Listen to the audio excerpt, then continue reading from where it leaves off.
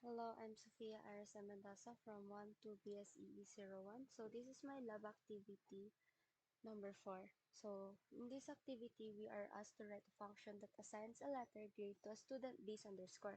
So we have here the function name assign grade score. Maglalagay ka ng score and gagamit ka ng if-else statement to assign the grade.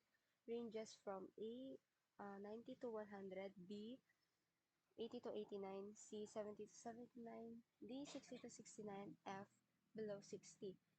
Pag nag-enter ka ng invalid score like less 100 or greater than 100, it should print a message like invalid score, please enter a value between 0 and 100. So let's try to um,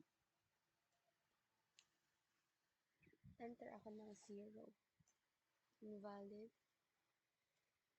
and enter ako ng 100, invalid 10, and mag-enter ako ng 59, F, enter,